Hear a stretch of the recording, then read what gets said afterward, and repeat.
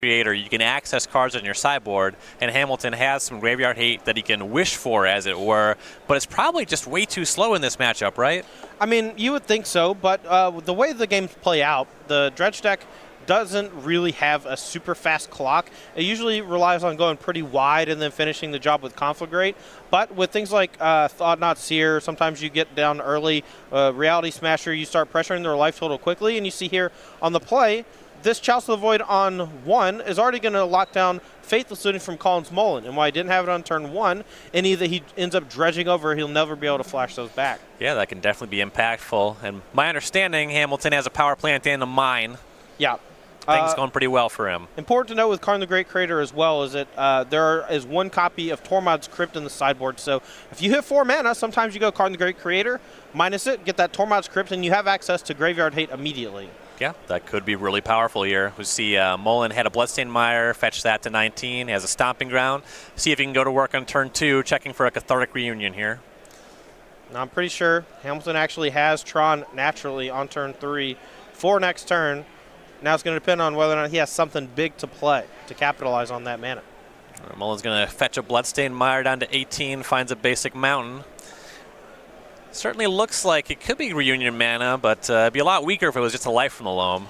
Yeah, if it's Life from the Loam, I think Michael's going to run away with this, but if Collins has a Cathartic here and has a really big turn, it might be enough to overcome a really powerful start. This turn 2 Chalice, turn 3 Karn, or sorry, not Karn, turn 3 Planeswalker off of the Tron mana. So it is Reunion. Discards Conflagrate Stinkweed Imp.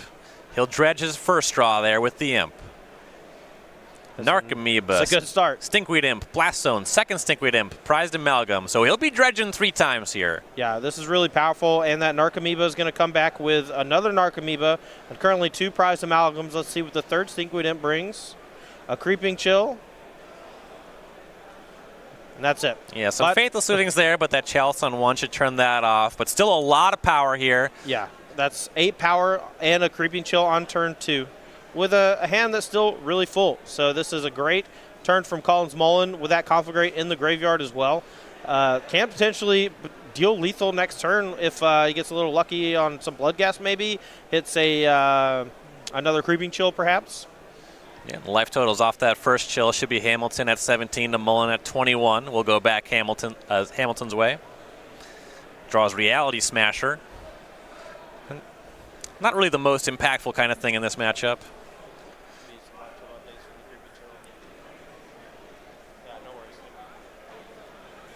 As you mentioned, it looks like that Urza's Tower is hanging out in Hamilton's hand, so he should have Tron on this turn if he's into that.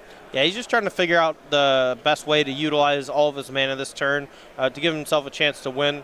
This start from Collins, he didn't have a turn 1 Faithless Looting, but that turn 2 Cathartic Reunion was backbreaking. Yeah, really good hits off those dredges.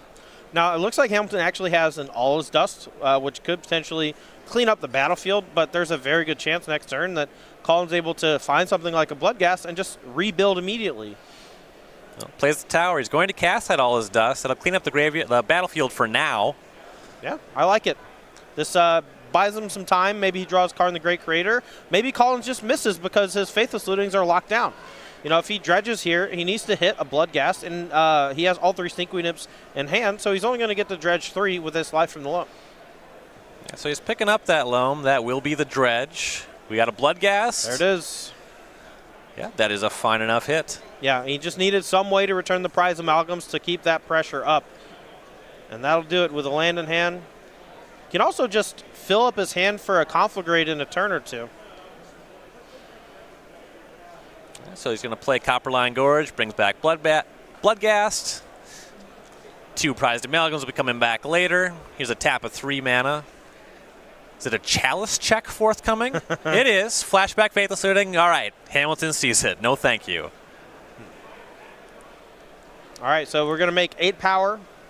The Chalice countered the Faithless Looting. And, of course, with the mistrigger policy in place in competitive play, it is the person's responsibility who owns the card creating the trigger to remember it. So, happens a lot, namely with Chalice of the Void. The Chalice check, if you will, is honestly one of the more fun parts of the card. 6 mana here from Michael. Looks like he's going to slam an Ugin the Ineffable perhaps generate a couple 2/2s over the next few turns if he can keep it alive. Yeah, so it will go up. So that's going to put this 2/2 Spirit token into play. When that token dies, this card here goes to Hamilton's hand.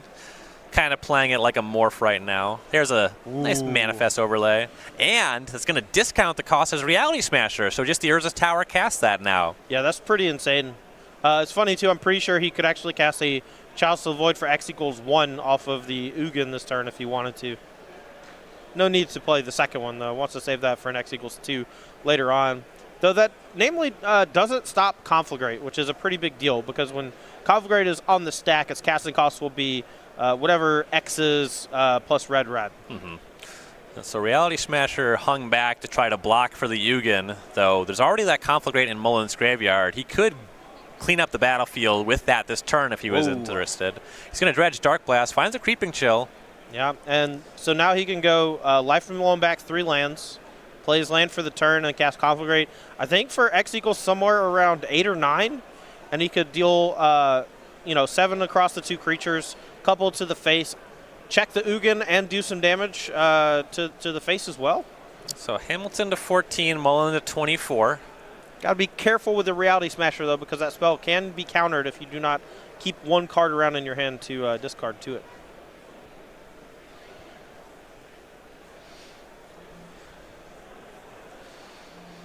There's ample lands in the graveyard if Mullen just wants to Life from the Loam into Conflagrate.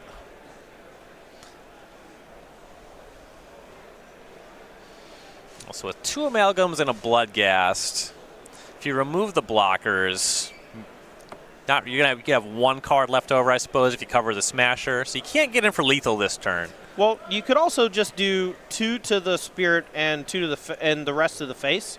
That unlocks basically 1 Prize Amalgam, generating a little bit of extra damage. And with the Life from the Loam, he's threatening quite a bit. He's going to start with an attack with all the creatures, and those are all going for Hamilton. He's not going to worry about that Ugin. Yeah. So 2's going to get through. Collins can't quite do 12, but he can certainly finish off the Reality Smasher and do a bit of damage to the face or kill the Ugin the Ineffable. So damage happens. That card's going to go to Hamilton's hand. He'll fall to 12. We'll see exactly what Mullen wants to do with this Conflagrate here.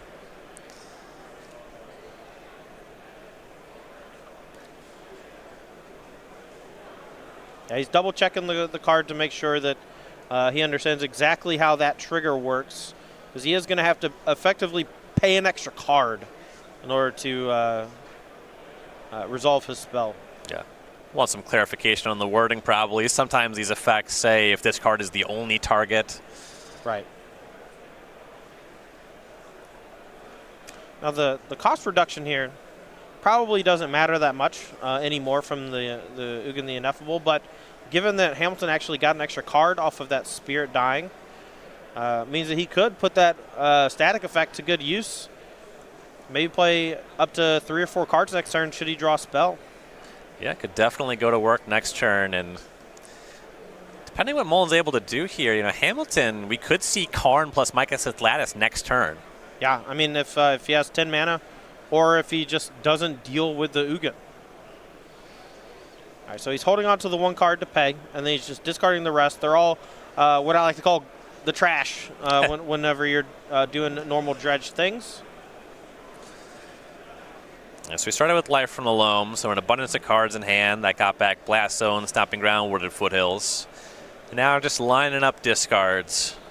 Yeah, if he wants to take care of the Smasher, he's going to send 2 to the Smasher, and then either the rest at face or 5 at Ugin, and then the rest at face. Because there is three still on the Smasher from the Prize Amalgam attack.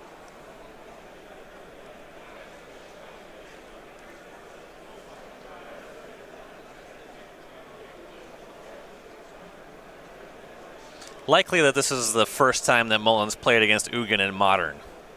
I mean, likely the first time he's cast a Conflagrate targeting a Reality Smasher as well. I'm not keen on exactly the all the decks that Collins Mullen plays, but I have not seen him play Dredge before. I think he has a few results with the deck. All right, so he's going to discard 7, 2 to the Rally Smasher, 5 to the Ugin, and then discarding the Narcomoeba to the trigger, keeping 1 card in hand. So he has Hamilton down to 12. But he only has 1 card in hand and no more Conflagrate in the graveyard. Yeah, so he cleaned up the battlefield. We'll see how Hamilton can turn things around. His hand does not look good.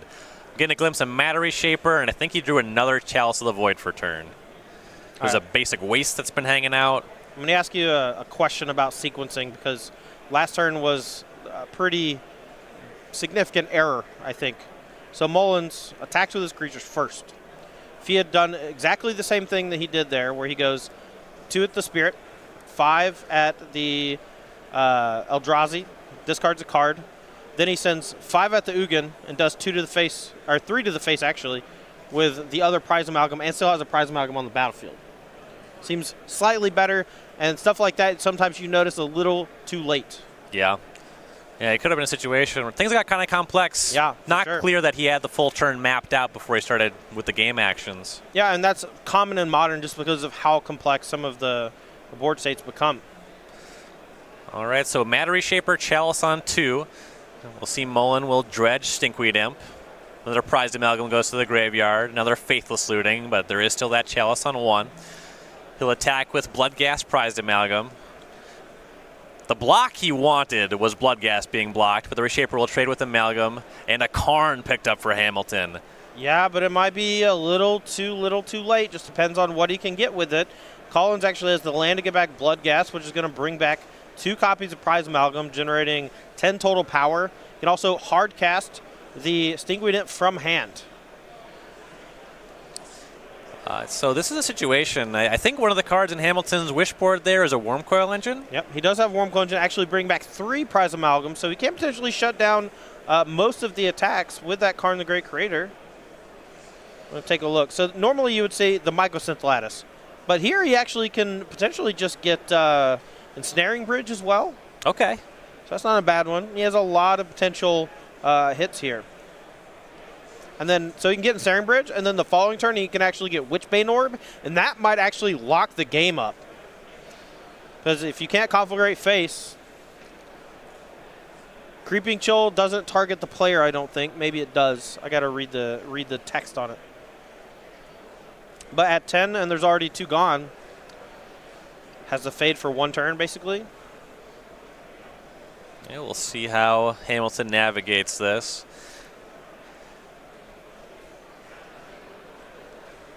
Ugin the Ineffable is the cast, facing down 3 Prized Amalgams and 2 Bloodghasts.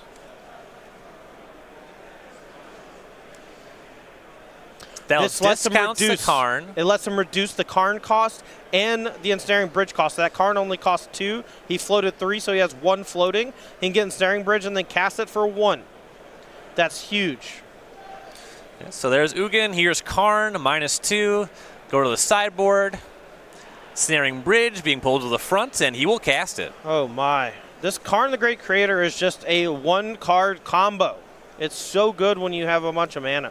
Just becomes this insane toolbox. Sometimes you Mycosynth Lattice, ends the game if your opponent doesn't have a creature on the battlefield. Sometimes you get Ensnaring Bridge, and if they don't have an answer to it, they're dead. Collins Mullen here can't play a spell. Can't play any 1s or 2s, and that's the majority of his deck. I guess he could dredge and cast a Stinkweed Imp. But next turn, Michael Hamilton's probably just going to get Witchbane Orb, and the game is going to end. Yeah, really impressive stuff here. Colorless Eldrazi just playing a prison game. I actually figured out a way that Michael loses this game. He pluses a bunch with the Ugin, and then Collins goes for a Conflagrate on all the tokens, and all the 2/2s die, and the cards go to Hamilton's hand. So I think he needs to be actually careful on how many times he pluses that Ugin if he wants to lock up this game. Yeah, that's definitely true. He does have the option to just go and wish for that Tormod's Crypt. Yeah, Tormod's Crypt is potentially a decent one. So one of the cool parts about Karn, you just have this huge wish toolbox. It makes some very complicated turns when you have a bunch of mana. Yeah, really impressive stuff, and I like Eldrazi-tron as a home for the card a lot. No, absolutely. Right, Mullen's going to see what he can do. He'll dredge Stinkweed Imp again. There's another Creeping Chill. Hamilton to 7, Mullen to 27. Another Prized Amalgam hitting the graveyard. That's the 4th one.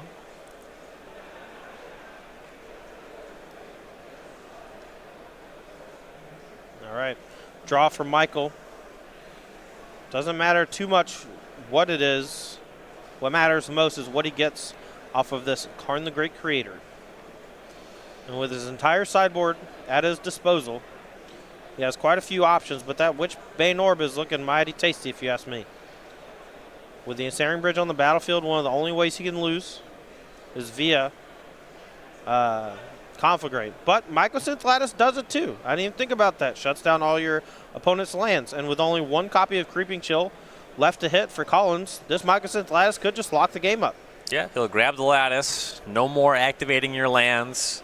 Ensnaring Bridge shutting off the attacks. He still has that card he drew in hand. See if he can get rid of that. But with Ugin, it's kind of easy. Should be able to cast most of his spells.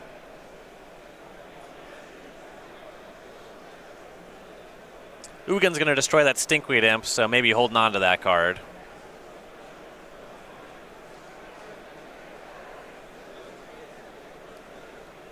I think there's a conversation about the amount of loyalty. No, it's because the color. Mycosynth Lattice, I think, takes the color away. Okay. So I don't think you can kill the Stinkweed Imp after you've cast the Lattice, which is a minor mistake from Michael, and that's actually going to be a pretty big deal because the Karn's at 1. The Karn's at 1, and the Stinkweed Imp can attack and kill it. All right, we're having a judge discussion real quick. Oh, my. Head in hands, Hamilton. That is the face of a man who may have made a mistake. Yeah, this is not great. We're going to get this resolved and figure everything out first, but we're going to come back to the booth, and we're going to talk about this specific interaction a little bit because it's new, and it's relatively complicated. And Mycosynth Lattice is one of those cards that's been around for a long time, hasn't really seen a whole lot of play, but you start pairing it with some cards with really powerful static effects like Karn the Great Creator, and you start to get into some situations that you've never been in before, especially in Modern. So definitely something that's kind of easy to muck up, and we're just going to let the judge handle all that, and then we'll come back whenever they are ready to resume play. But that mistake potentially devastating for Hamilton because if that Karn dies, the Mycosynth Lattice no longer does anything. Yes. Notably, though, still has a Snaring Bridge on the battlefield. So literally only Stinkweed Imp can attack right now. So, yeah. And you still have the Ugin going. Still have the Ugin going. And I believe the minus is you're unable to actually target the creature you targeted. So he's going to get to undo that probably and then plus and make a 2/2. Yep. But, again, we're just going to come back in a minute whenever they're done with that. So this particular matchup is rather interesting for a number of reasons. Dredge usually wins game 1. That I think a lot of people kind of understand that. It attacks from an angle that a lot of people aren't really prepared to beat. The graveyard is a zone that doesn't usually see a ton of interaction in Standard, but as you get into older formats, it becomes this extra resource that a lot of decks utilize. And, we're seeing a lot of people leaning on things like Surgical Extraction, sometimes even the main deck of decks that wouldn't necessarily play it, in order to help out against things like Dredge, against things like Is It Phoenix, in order to contain these graveyard mechanics. Yeah, definitely. And we're really seeing in this game the power of Karn the Great Creator. Yeah. Just what that toolbox is able to do. Everybody already has heard about the Mycosynth Lattice sort of combo, the one card Karn combo. But just that Wishboard, the access to Ensnaring Bridge in a deck that generates so much mana that it's often very easy to empty your hand. That's really powerful. Also the fact that you're a Chalice of the Void deck, that makes you good at protecting your bridges. I'm really liking Karn in this shell. But it does sound like our players have resolve their judge call. They're rewinding to prior to that Ugin activation because, as you mentioned, there's no legal target. You can't just go minusing when you can't do anything. So we'll go ahead and get back down to the match and resume play. Or not. Yeah, there we go. Or so. All right. So the judges are kind of explaining why the ruling is what it is. And I think this might just be a case of things have not progressed too far. Hamilton likely receiving a warning, but obviously a warning is not a severe penalty. It's something that they do track so that it does not become habitual. And over time, if it is habitual, then further action is taken. Yes. But Hamilton here, this is just an innocent flub And unfortunately for him, I don't think he gets to take back the Mycosynth Lattice. And the Ugin the Ineffable can no longer kill the Stinkweed Imp. So that Stinkweed Imp's probably going to be able to kill the This is interesting. Yeah, I'm seeing now why he wasn't casting his card in hand. It's a Dismember, and he only has colorless mana. Yeah, he's going to have to take some damage to cast it, but that'll keep his card in the Great Creator alive, and that's all he needs at 3 life. But now Collins actually gets to dredge, and if he hits Creeping Chill, I'm not sure. And now we're talking about colorless mana with Phyrexian mana, and I don't know how that works either, personally. So you were talking about Mycosynth Lattice. I think it makes your lands also produce mana of any color. There's a lot of text on that card. But I think maybe it makes the casting cost box of all cards also colorless. So 3 mana on an Urza's Tower actually just casts Dismember. I think. Nice. Okay. Yeah, tight. I would not consider myself a Mycosynth Lattice expert. I mean, I think maybe 3 people in the world are qualified to be Mycosynth Lattice experts. Can we get Mycosynth Lattice on the screen? Just so we can talk. Thank you. All right, so Collins here is in a lot of trouble. I don't think he can do anything except dredge and hit Creeping Chill because he can't cast spells anymore. Well, there's Creeping Chill. Yeah, and I'm pretty sure the Mycosynth Lattice does allow him to use colorless mana on that Dismember, as far as I can tell. But in case you were wondering, we're going to get Mycosynth Lattice on the screen for you. But Mycosynth Lattice is a very strange card from, I believe that is either Darksteel or Fifth Dawn. I think it's Darksteel. Darksteel. But it's a card that does something to your hand and graveyard, and that's not something we're really all that used to. But all permanents are artifacts in addition to their types. All cards that aren't in play, spells, and permanents are all colorless. Players may spend mana as though it were mana of any color. So 3 colorless off of Urza's Tower lets him cast Dismember for 3 colorless mana. No damage dealt, and keeps him alive at 7 life against that Creeping Chill. Not quite enough to get the job done. And when you combine that with Karn the Great Creator's static effect of artifacts do not work for your opponent, Mycosynth Lattice plus Karn is a 1-card combo. Yep. Mullen unable to attack, unable to tap lands for mana out of Creeping Chills. Brutal. Picks him up. Hamilton Brutal. takes that one down. We'll be going to our sideboards. So for Hamilton, a lot of his stuff is just this wishboard situation. Yes. And of course, Wish is referring to the things from, I believe it was Odyssey block. Or was it Onslaught block? No, it was Odyssey block. Judgment or Torment. No, you're right. It was, yeah. So basically, you have a sideboard full of one-ofs that you use these wish cards to go get. Karn lets you search outside the game, and in tournament play, that specifically refers to your sideboard. So here, Hamilton just has a bunch of these weird one-ofs to go get with Karn, which means he's not doing that much sideboarding here. I think he's going to bring in just like a couple of the anti-graveyard cards, and then he's going to leave in 1 Tormod's Crypt probably in his sideboard to go get with Karn the Great Creator, I think. And then the 2 cards that are not just artifacts that you can go grab, those 2 Ravenous Traps, and those should be a big factor here. Slam dunks, yeah. So I think he's going to bring in the 2 Ravenous Traps, the Grafdigger's Cage, and the Relic of Progenitus, and then leave the Tormod's Crypt there so that he has that tempo. Karn, go get Tormod's Crypt because it costs 0 and cast it on the same turn. All right, and then for Collins Mullen on the dredge side of things, pretty diverse options on the sideboard. Let's take it card by card. He has 1 Ghost Quarter. That can be decent at busting up the Tron plan from the deck, though the deck functions quite well even without Tron. I do expect Collins to bring it in, though, just because of how far behind he fell once Hamilton hit Tron on 3. For Nature's Claim. It doesn't really deal with Chalice of the Void, and I don't even really expect Chalice of the Void to still be in the deck. It was okay in that game, and maybe that's the game plan he has to go with because he can't really take cards out of his deck because of how his sideboard is built for Karn the Great Creator. I think that the Nature's Claims are fairly poor, but you know they might be a necessary evil. 3 Lightning Axe. Kills large creatures and might be good enough, but we'll just killing Reality Smasher can buy you a lot of time, but it costs 2 cards discarded, 1 for it and 1 for the Smasher. It is okay against Thought Knots here, though, so I can see it. 1 Assassin's Trophy. It's okay. It deals with a lot of these weirdo Planeswalkers and Chalice of the Void and things like that. I like that and Ancient Grudge both coming in to pop off early Chalices. Right, 3 Ancient Grudge. Yeah, Ancient Grudge. Like that a lot. Yeah, coming in with the Assassin Trophy. Yep. Sorry, I got ahead of myself. Yep. 2 Leyline of the Void. Not really for this matchup. You want that for the mirror, things like Is It Phoenix? All right, 1 Alpine Moon.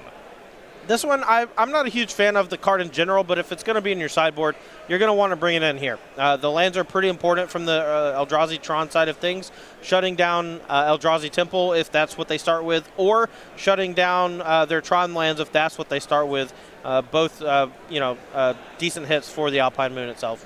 All right, so for everybody watching at home, we really appreciate you checking us out here on our Twitch page, twitch.tv/SCGTour. We have all kinds of content coming out here. If you would like to subscribe to our program, which we would also greatly appreciate, you get a chance to vote for the quarterfinals, see what matchups you want to see at every open weekend, custom emoticons and badge, including a Roll Tide. Roll Tide! It's only $4.99 a month. Yeah, and on top of that, you don't see the Twitch commercials, which is nice. And if you sub, I will likely give you a shout-out on Versus Live, but only if you sub during Versus Live. So Tuesday or today. Thursday. No, sub right now.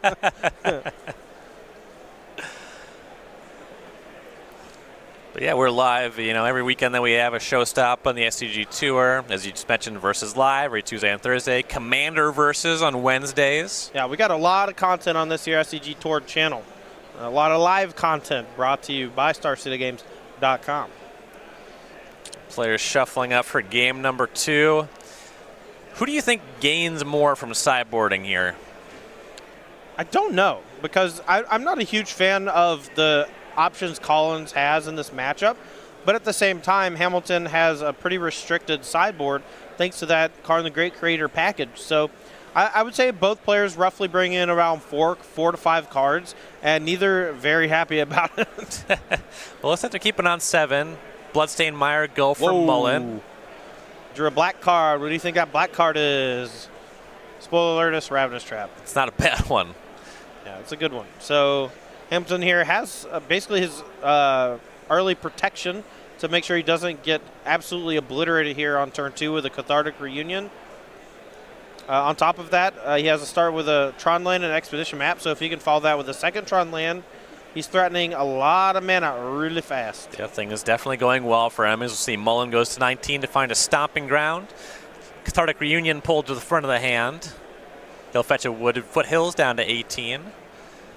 Yeah, and then he's going to go for this Cathartic Reunion. Now, I'm really curious to see when Michael Hamilton pulls the trigger on the Ravenous Trap, because personally, I like to wait until there are a significant number of cards in the graveyard that utilize the graveyard, but some people also like to just neuter the dredgers early on.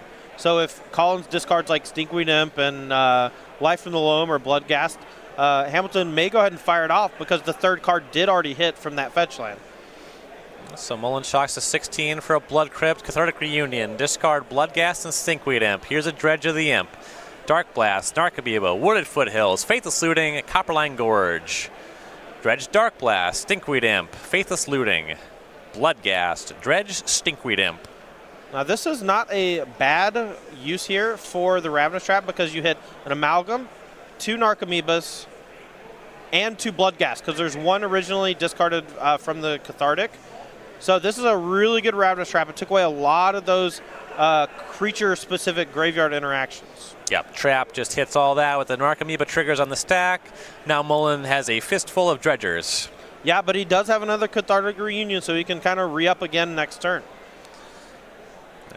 Check on Hamilton's second turn for a second Tron piece. Looks like there's a tower at the front of the hand. So. Yeah, he has a tough choice here, though, because he can go for turn 2 Chalice of the Void on X = 1, potentially lock out Faithless Lootings, but that's not going to do it because Collins does have Cathartic Reunion as his play for the turn, probably. He lands on Tower Go. We'll go Mullen's way. There's that Cathartic Reunion. Discards 2 Stinkweed Imps. Yeah, so he's going to dredge at least 10 and probably going to be upwards of 13 or so. First dredge here. Let's see what we get. Notably, 2 Narcomoeba and 2 Bloodghast gone. So 4 of the 8 ways to bring back Prize Amalgam are gone, as well as one of the Prize Amalgams. But still a bunch of Creeping Chills, still a bunch of Conflagrates, and still a bunch of Life from the Loams. So far we have another Stinkweed Imp dredged over and 2 Creeping Chills. The Ghost Quarter also going to the graveyard, so that'll matter for that Life from the Loam that was dredged as well. Yeah, but it might be a turn too late because Hamilton's going to assemble Tron this turn and maybe go ballistic on the following turn. And we're still looking at the 3rd draw on the reunion for Mullen, and he's going to go ahead and just go for the most. Stinkweed Imp dredged again. That one's going to find another Life from the Loam, an Ancient Grudge, and another Narcomoeba. So the Grudge is decent, but Hamilton is, in my opinion, pretty likely next turn to go Chalice on X equals 2. Because that'll shut down the Grudge, potentially Assassin's Trophy, but namely shuts down Life from the Loam and another potential Cathartic Reunion. So those chills go off. Hamilton to 14, Mullen to 22. Narcomoeba on the battlefield.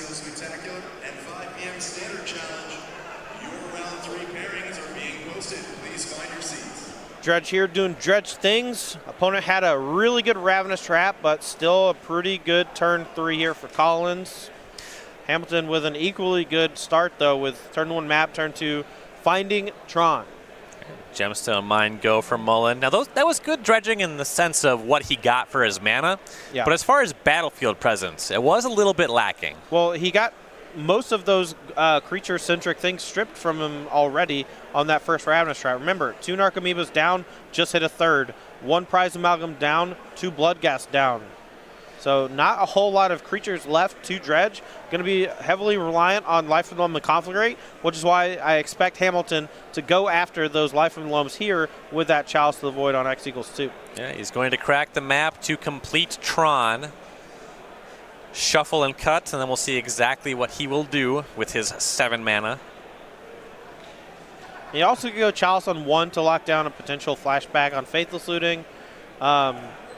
And then follow that up with a Reality Smasher and start attacking.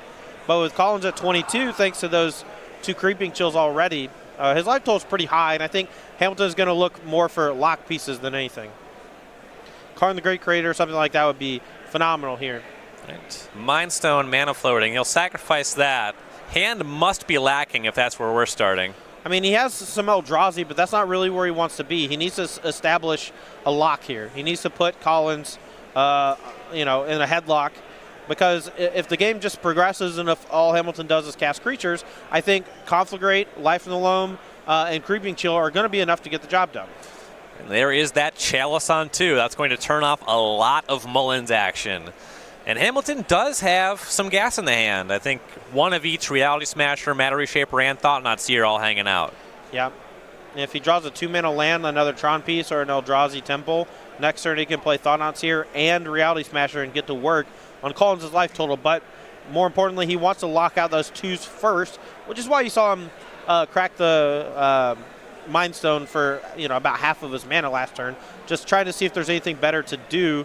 Doesn't find anything better to do, just goes for that Chalice of the Void to make sure the Ancient Grudges are locked down, Life from the Loam, Assassin's Trophy, things of that nature. There's a dredge on Life from the Loam from Mullen. You see Ancient Grudge, Faithless Looting, Prized Amalgam hitting the graveyard. Lining up a flashback of Faithless Looting. Yep, I like this from Collins. He's going to try to find the rest of his dredge creatures and looking to hit basically Bloodghast or something here before he plays his land. Yeah, dredge Life from the Loam. Is that the last dredger? Yeah, nothing good came off of that. That's the last dredger. 2 draws. Just 1 draw, Faithless Looting. Oh, yeah, yep, you're right. So he's going to discard 2 Stinkweed Imp. His 4th Narcomoeba is stuck in his hand. That's devastating, because now basically just has a couple of Bloodghast left in the deck to bring back any Prized Amalgams he may find. 2 Stinkweed Imps discarded. Narcomoeba attacks. Hamilton to 13, but I think doing pretty well at this stage in the game. Yeah, if you're at 13 on turn 4 against a double Cathartic Reunion and flashback Faithless Looting draw, you're doing okay. That Ravenous Trap was big game. It's like Hamilton drew Mind Stone for turn. That one's going to be turned off by the Chalice, so he's going to cast Reality Smasher. Seems a little bit better. That'll attack for 5, Mullen to 17. Yeah, and then follow that up with a Matter Reshaper just to apply a little more pressure. I expect Hamilton's going to have to grind through some Stinkweed Imps here coming up. The Collins is probably going to naturally start casting, because I don't think he has much going on in the graveyard that's not locked out by Chalice. He's going to dredge Stinky and just start casting them to block. Creeping Chill's a decent hit. Conflagrate's a good hit. Second Conflagrate's okay, but the second one is not nearly as good as the first because there's no more access to life from the loam. So that Creeping Chill puts Hamilton to 10, Mullen to 20. He has quite a lot of cards in hand for these Conflagrates. That's certainly true, and he can just keep chipping away with some flyers. So definitely going to attack for one here with that Narcomoeba to try to get into a lethal Conflagrate range, if I had to guess. Let's say attack for one, Hamilton to 9. And I believe there is still one Creeping Chill left in the deck as well, so could go for that on the next turn. He has 8 cards in hand, so he can put Hamilton to 1. You can just put Hamilton to 1 and then draw your card for turn and then flash back the other Conflagrate next turn. Yeah, seems reasonable to me. He's going to force Hamilton to find an anti-graveyard card immediately and needs an answer to the Narcomoeba both. Tapping 3 mana though. Mullen will cast Stinkweed Imp. This is a fine defensive measure, but I like making your opponent have it in this spot because you're getting really close to getting locked out. Something like Karn the Great Creator off the top could be devastating. But here is if Collins blocks with the Stinkweed Imp, I think he's actually setting himself up for defeat. Next turn he can attack for 2, put Hamilton to 7. He has Conflagrate for X equals 8. I guess that's fine. He could probably still block. Okay. Yeah, I think it's just kind of fine either way, especially based off of looking at Hamilton's hand. Another Reality Smasher joins the party. It's an attack for 13. Not quite enough. Not quite enough, and it's a stout attack. But we're going to see Collins here block with that Stinkweed Imp and then go for Conflagrate Lethal on the following turn. Doesn't even block. No need. Whatever. Go to 7.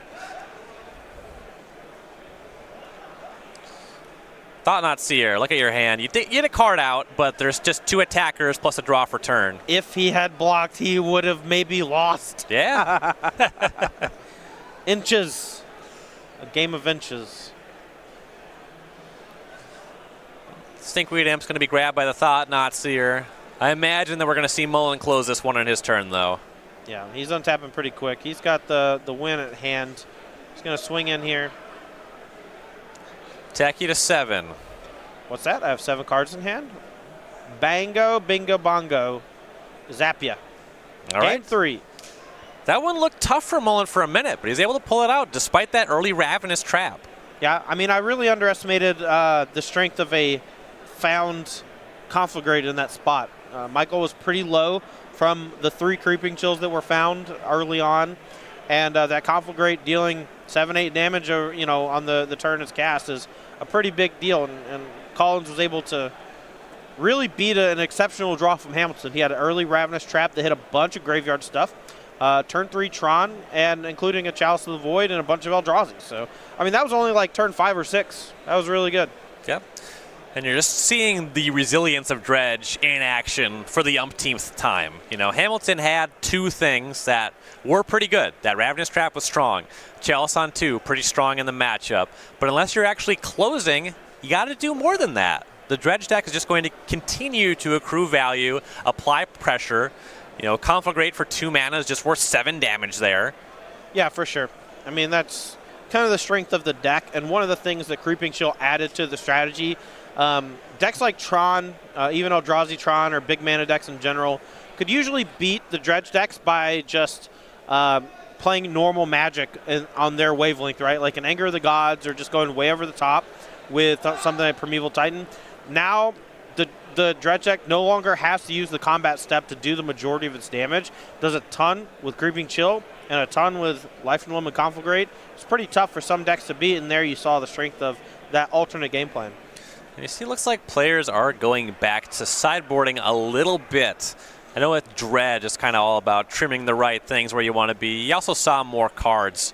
You know, you saw all those Planeswalkers in Game 1. It wasn't necessarily clear that Hamilton was going to be so heavy on Eldrazi. Maybe he wants to reach for Lightning Axe. We'll see exactly how Game 3 plays out here. But if you're interested in some insights on sideboarding, playing matches, you want to hear Todd Anderson talk about Magic some more. What? Every Tuesday and Thursday. Don't put me on the spot like on that. On this very channel. I'm not putting you on the spot. Oh, okay. Putting you on the schedule. Put me on the schedule. I like it. Every week, 1 p.m. Eastern Time. Check out Versus Live on this very channel. Yeah. Versus Live, Ross Merriman, myself, doing a lot of work, trying to give y'all the best insights into Standard, Modern, sometimes Legacy. All the formats we play here on the SCG Tour. It's a fun show. We have a lot of cool stuff going on. You play much Eldrazi Tron on the show? Not in a long time. It kind of fell off the map. But, you know, I mean, Karn the Great Creator definitely got me interested in it again. I forget who, but a couple of weeks ago, someone posted like, "Oh, what should I play in Modern at the Invitational?" And I said Eldrazi Tron, and 2 people were like, "Hey, you got a deck list for it?" And I'm like, "No, I do not." 20-ish colorless lands. Yeah, Blast Zone, 1x. Chalice of the Void, 4. 4x. 4 Karn the Great Creator, a mishmash of cool sideboard stuff. Don't forget the liquid metal coating. Yeah, so the first list I saw didn't have liquid metal coating, and I was mad. I was like, it's just a Stone Rain every turn. And it costs 2 mana. It's easy. Easy mode. All right, players looking at their 7s here. Now, I think that this matchup is relatively mulligan dependent. Both players wanting to have these pretty degenerate starts, both understanding that the other deck can really go way over the top if they have a weaker draw and don't really apply any pressure. Hamilton here looking at a hand. Looks like Chalice of the Void, Karn, All's Dust, couple lands, Walk-in Ballista.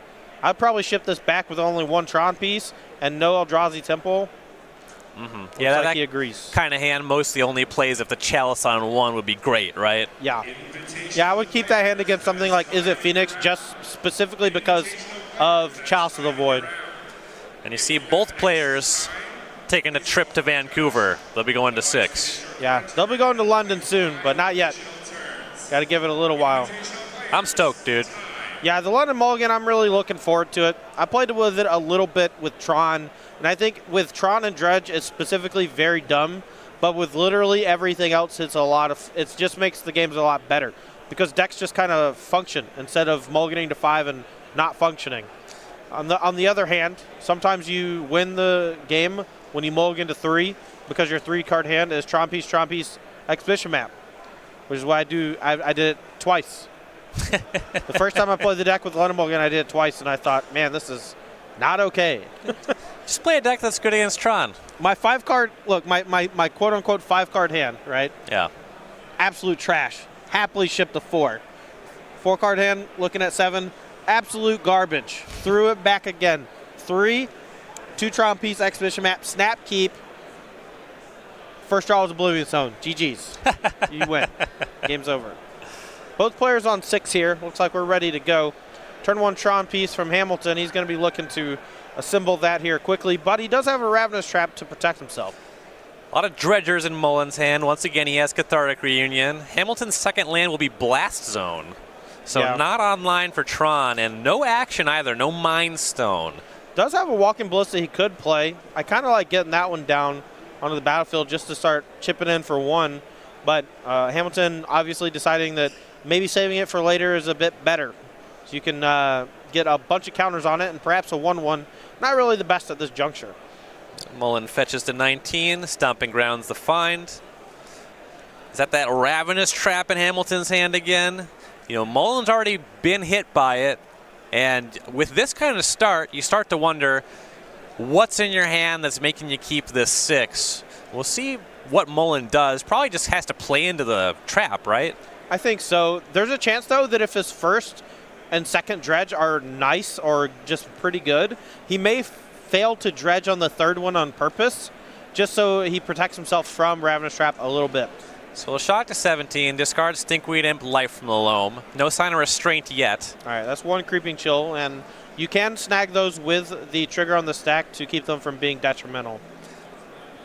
Life from the Loam Dredge, Prized Amalgam joining the party, as is Ancient Grudge. If I'm Hamilton, this one's just going to fly. You get to zap me for 3 all you want. That's fine. Colin's going to draw a card on the 3rd draw from Cathartic because he's out of dredgers. But no harm, no foul. That Prized Amalgam not coming back this turn. I was going to get drained for 3 from a Creeping Chill. Who cares? Yeah, that trigger's going to resolve. Yeah, now Hamilton's just going to be looking to draw some lands off the top. He really needs some lands. He's got a handful of action. So Hamilton to 17, Mullen to 20. We'll go back Hamilton's way, and Eldrazi Temple. That was a good one, but still a little shy. And now he's going to think again, do I want to cast the Walk-in Ballista? Answer is no. He has a Karn, but not a Thought Knot Seer, just passes. Yep. Stinkweed Imp the draw from Mullins. Does he have another Cathartic Reunion? It looks like he does. How much does he want to invest in said Cathartic Reunion? We will see shortly.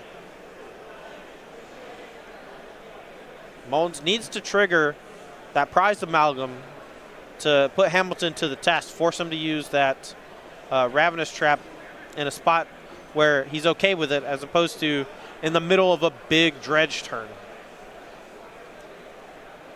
But again, Mullins does have the option here. If he wants to go Cathartic, you do discard first. So you go discard Stinkweed Imp and Life and Loam or one of your other dredgers, and then dredge the first time, see if it's good. Dredge the second time, see if it's good. And at some point, if it's good enough, you just don't dredge the third time, so you protect like the next few cards from that Ravenous Trap. Ooh, he's just going to cast Life from the Loam, playing cautiously around that potential Ravenous Trap. Bloodstained Mire, Blood Crypt, and Gemstone Mine are the targets.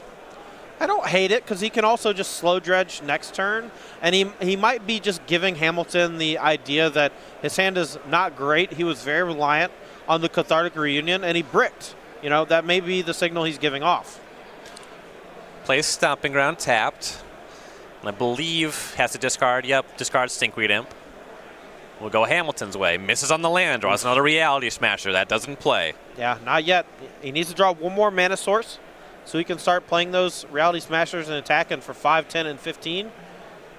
And Mullen dredges the Imp, finds Narcomoeba. All right, this one might have to force the action. Yeah, and this actually might force Michael's hand because of that Creeping Chill as well. If he does, though, Collins is going to have a field day with the rest of this turn. Yeah, just still has that Cathartic Reunion. Yeah, and the Stinkweed Imp is currently in his hand from the dredge, so Hamilton's just going to let it go. I don't hate it, because he's very clearly aware that Collins could have a really disgusting turn here. Well, that Creeping Chill trigger, that's going off. That'll put Hamilton to 14, Mullen to 23. There's a lot of cards in Mullen's hand and Conflagrate in the graveyard. Yeah, I would not be surprised here if Collins actually just plays this really slowly. Hard cast Stinkweed Imp, brings back Prized Amalgam. Why overextend? Hamilton is not doing anything to pressure you. His hand is clearly full of things like Ravenous Trap or uncastables. Here's a tap of 3, and yeah, hard cast Stinkweed Imp. Yeah, going to probably play his land for the turn as well, so he can start doing things like cast Life and Loam and Conflagrate in the same turn. He's going to be threatening Hamilton's life total here, potentially as early as next turn with that Loam plus Conflagrate. Blood Crypt tapped, Prized Amalgam. All right, now the Ravenous Trap hits. Yeah, and that's a fine turn to do it, or fine time to do it. You didn't snag the Creeping Chill number 2 or the Narcomoeba, but you basically kept yourself from getting obliterated by a Cathartic Reunion for a turn. Now, bricks again, cast Walking Ballista for 1. Yeah, and this is kind of the downside of playing Eldrazi-tron. You have these really schizophrenic draws that feature sometimes having turn 3 Tron with a million, expensive cards being cast all at once, and sometimes you draw 3 lands that don't cast anything. Yeah. There's a high disparity in the number of cards that these two players see from their deck every game. Right. Mullins here going to go for that Cathartic here. This is going to be a big turn. Yeah. Stinkweed Imp and a land will be discarded. Dredge 5. He needs to hit another Dredger here off of that Stinkweed Imp, though, to go ballistic. Creeping Chill, Conflagrate, and a Dredger. How about that? Yeah, that's a nice one. So he's going to dredge another Stinkweed Imp. Bloodghast. Perfect. Life Alone, Creeping Chill. This game's over, folks. This game is over. He still has 1 draw left. So he draws another card. He can Conflagrate for, I believe, 7. The 2 chills go put Hamilton to 8, and then 7 is 1, and then attack with 2 flyers. Sounds like enough to me. So there's the draw. Resolve these triggers here. Chill 1, you're at 11, I'm at 26. Chill 2, you're at 8, I'm at 29. In the famous words of Arnold Schwarzenegger from the classic film Batman Forever. Chill. Masterful writing. That movie was all one-liners. Is that the one where the theme song is Kiss from a Rose by Seal? I don't know. I always get Batman Forever and Batman and Robin confused. I'm actually pretty sure that's actually Batman and Robin now that I think about it. 'Cause I'm pretty sure Batman Forever was not that bad. It had Tommy Lee Jones and Jim Carrey as the Riddler. And then I'm pretty sure that the third one of that series was Batman and Robin, where Arnold Schwarzenegger and some random person playing Bane, I believe. Yeah. Bane was not as good in that one as it was in the Christopher Nolan Batman. Yeah. But yeah, there's that conflict rate. Collins Mullen, 2-1 over Michael Hamilton. He's going to advance to 7-0 here at the Season 1 Invitational. Yeah, Collins Mullen, a main